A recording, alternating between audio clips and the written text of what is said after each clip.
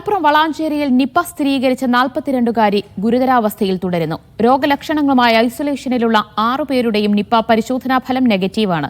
രോഗം സ്ഥിരീകരിച്ച പ്രദേശത്ത് ചത്ത പൂച്ചയുടെ സ്രവ സാമ്പിൾ പരിശോധനയ്ക്ക് അയച്ചു. നിപ്പ പശ്ചാത്തലത്തിൽ മലപ്പുറത്ത് നടക്കുന്ന സർക്കാർ വാർഷികാഘോഷ പരിപാടി മാറ്റിവെക്കണമെന്ന് മുസ്ലിം ലീഗ് ആവശ്യപ്പെട്ടു.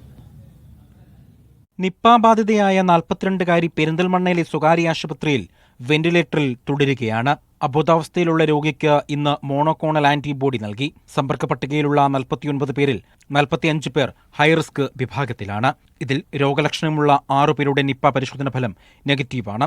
സ്ഥിതിഗതികൾ വിലയിരുത്താൻ മലപ്പുറം കലക്ടറേറ്റിൽ ആരോഗ്യമന്ത്രിയുടെ നേതൃത്വത്തിൽ അവലോകന യോഗം ചേർന്നു. ഇതുവരെ നമ്മുടെ കോൺടാക്ട് ട്രേസിംഗ് നടത്തിയതിൽ 49 കോൺടാക്ട്സ് ആണ് ഐഡന്റിഫൈ ചെയ്തിട്ടുള്ളത്. ഈ സമ്പർക്ക പട്ടികയിലുള്ളവരിൽ 6 പേർക്ക് ചെറുതായിട്ടുള്ള സിംറ്റംസ് ഒക്കെ ഉണ്ട്.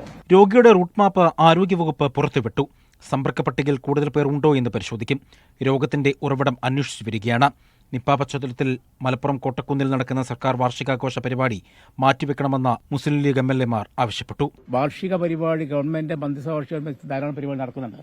പ്രത്യേകിച്ച് കോട്ടക്കുന്നിൽ അത് വലിയ ഉത്സവത്തോടു കൂടി നടക്കുകയാണ്. അപ്പോൾ നിയന്ത്രണം അതിന് ബാധകമാണല്ലോ. കാരണം ജില്ല ഒട്ടാകെ നിയന്ത്രണം ഉണ്ടെങ്കിൽ കോട്ടക്കുന്നിലടക്കമുള്ള ഗവൺമെന്റിന്റെ പരിപാടികൾക്കും ബാധകമാകണം. എന്റെ കേരളം പരിപാടിയുടെ ഭാഗമായി മെയ് 12-ന് മലപ്പുറത്ത് നടത്താനിരുന്ന മുഖ്യമന്ത്രിയുടെ പരിപാടി മാറ്റിവെച്ചു. മീഡിയ 1 മലപ്പുറം.